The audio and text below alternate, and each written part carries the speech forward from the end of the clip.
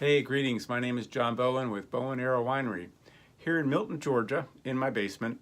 It's December 31st, 2017, and the purpose of this video is to tell you how I go about making my wine. Yesterday I picked up 1,000 pounds of grapes from Brehm Vineyards at their Chicago warehouse, freezer warehouse. Good morning. Boy, it's a bit cold here. I'm here at Richwell Freezer. It's Friday, December 29th. And I'm here to pick up my wine grapes. I'm going to go to see John in the office and then... Oh, camera's on. Oh, no. Lined up to pick up my wine grapes. I've got the big SUV here, Bay 4. I have just packed my SUV. I've got 20 pails. I've got 4 pails of Charlie Smith Cabernet Sauvignon 2017 vintage, and I've got 16 pails of Caldwell Cabernet Sauvignon 2017 vintage.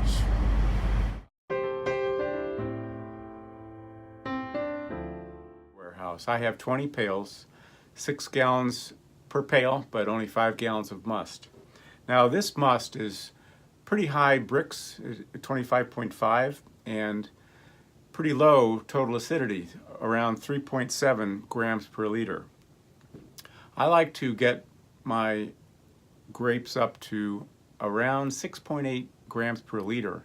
So I need to add quite a bit of acid, tartaric acid, to prep this wine for fermentation.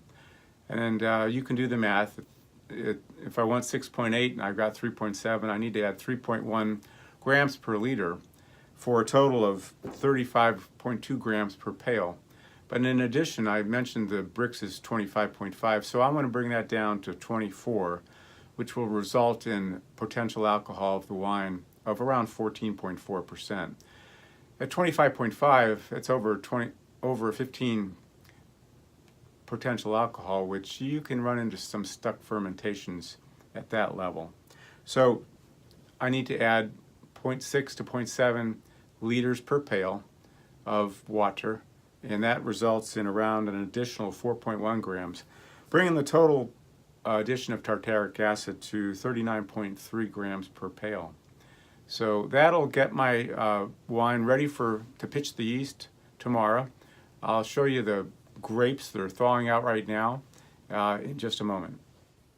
Greetings. Hey, this is John Bowen, Bowen Arrow Winery. I told you I'd show you my pails of grapes, which are currently thawing out. It's a bit cold here in the cellar, probably 50 degrees, so it'll take a while. Along those lines, I want to show you how I keep, in the basement of 50 degrees, how I keep the ambient temperature up for fermentation purposes. I've got this setup where I have a steel table, and if you look below there, there's a space heater. What I do, I put 20 gallons per Brute trash can. These are food grade trash cans.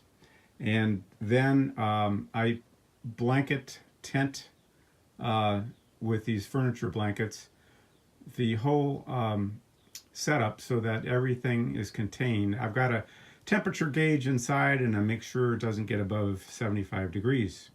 So talk to you later. This is John Bowen, Bowen Arrow Winery.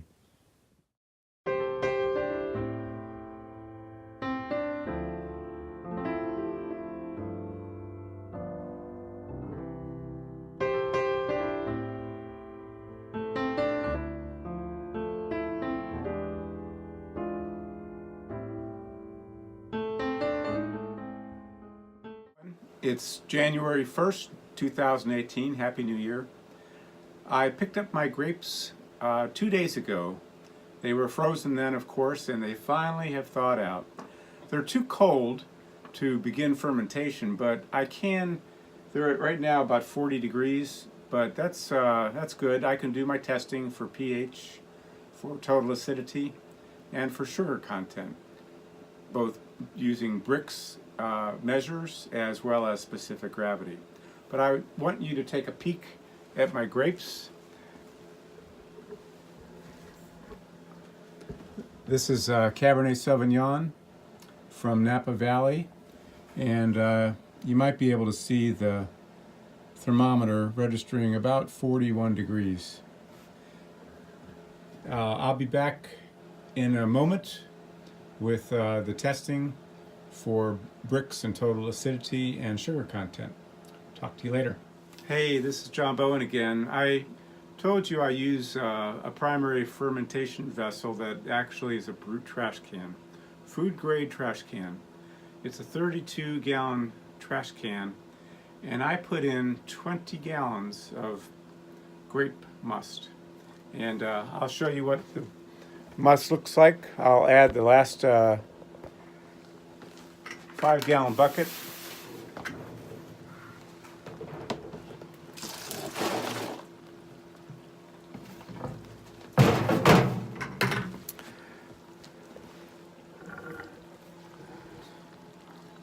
And those are beautiful grapes.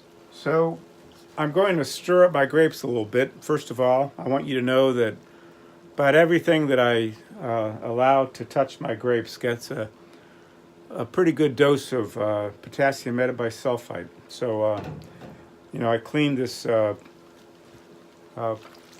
punch cap tool, which is pretty cool. And I'm just going to stir up the grapes so that I get a pretty representative sample when I go to measure the Brix.